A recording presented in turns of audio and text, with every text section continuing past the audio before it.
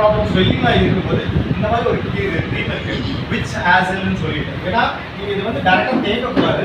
இந்த மாதிரி ரொம்ப ஸ்வெல்லிங்காக இருக்கு உடச்சிட்டு நிற்கிதுன்னா நீங்கள் கை வைக்கிறதே தப்பு. கை வச்சிங்கன்னா ப்ரெஸ் பண்ண இன்னும் ரப் பண்ணிங்கன்னா அது இன்னும் அதிகமாக குறையும். So I am asking you to apply cotton bad எடுத்துக்கோங்க. மூஞ்சி குறையாம டச் அப் பேட், அந்த பேடை வச்சுட்டு இந்த க்ரீம் எடுத்து ஜஸ்ட் அப்ளை மட்டும் பண்ணுங்க.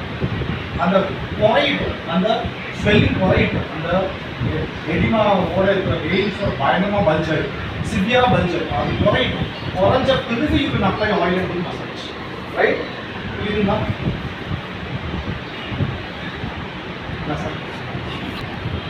Next picture. இது ஒன்று இருக்கு, சென்ட்ரலா க்ரீம் அப்படின்னு சொல்லி கொடுப்பாங்க. ஸோ சென்ட்ரலா க்ரீமும் இது போடலாம், இது போடலாம், அதுவும் போடலாம். இது நம்ம ஊரில் கிடைக்க கீரை தாங்க. ஆனால் நான் சொன்னேன்னா யாரும் போய் குறைச்சி யார் அரைச்சி பண்ணுவாங்கன்றது ஏன்னா க்ரீமாக போட்டுருக்கேன். இவ்வளோதான். ஆமாம் ஆமாங்க, நம்ம ஊரில் இருக்கிற முளைக்கிற கீரை இல்லைங்க, ஒன்றும் இல்லைங்க. இது குளத்துக்கிட்ட போடுங்க, சின்னதாக இவ்வளோ வளர்ந்துருக்கும். பார்த்தீங்கன்னா குட்டியாக சின்னதாக இருக்கும்.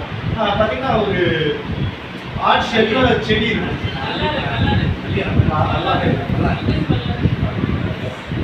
அந்த ஒரு இது ரொம்ப என்ன பேருன்னு சொன்னாங்க அது தெரியல. அந்த ஒரு கீரையோட இதை எசன்ஸாக தான் க்ரீமாக யூஸ் பண்ணுவாங்க.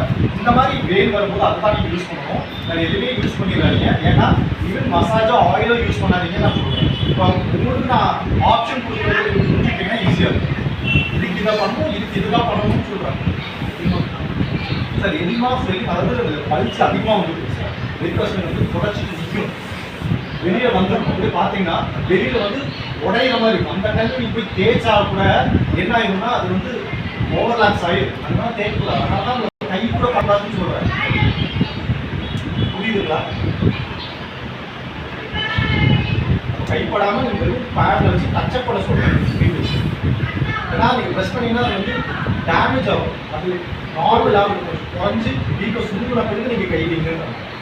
இன்னும் ரப் பண்ணாதீங்கன்றாங்க. இது வந்து ஸ்கின் கலர் சேஞ்சு. இதெல்லாம் 3 விதமான ஸ்கின் கலர் இருக்கு. ஹைப்பர் பிக்மெண்டேஷன், வீனஸ் ஏசிமா அண்ட் ஹைப்போடெர்மட்டிஸ் அப்படின்றாங்க. இப்போ இதில் என்ன நீங்கள் கண்டுபிடிங்க? இது என்னவா இருக்கும்? ஹைப்பரா, வீனஸா, இல்லை இதுவா? அவருக்கு என்னவா இருக்கும் சொல்லுங்க. ஓகே,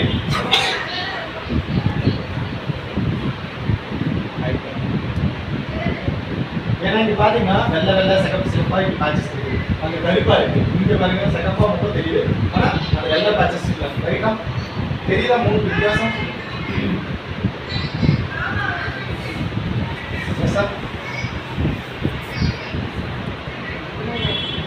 சார் இப்போ அதான் புரியுதாண்ணா? ஈஸியாக போனால் டயக்னோஸ் பண்ண முடியுதுண்ணா. அப்போ அதிகமான தன்மை ஏதோ அங்கே இருக்கு இல்லையா? ஹைப்பராக இருக்கும். அதான் குறைக்கும். அதான் நான் சொன்னேன், அவருக்கு குளிர் கிடைக்கல, தேவையான தன்மை சூடு குறையாமல் அந்த கோல்டு வந்து நைட்டில் எனர்ஜியாக மாறலன்றது நான் காலையில் சொன்னது தான் புரிஞ்சுக்கிறது. அது சூடு குறையாமல் அது ஹீட்டாகவே இருக்குன்றது தான். எல்லாமே காலையில் சொல்லியிருக்கோம். பட் என்னன்னா ஒரு அப்படியே ஒரு எக்ஸ்பீரியன்ஸில் பேசியிருப்பேன். இப்போ லெசனாக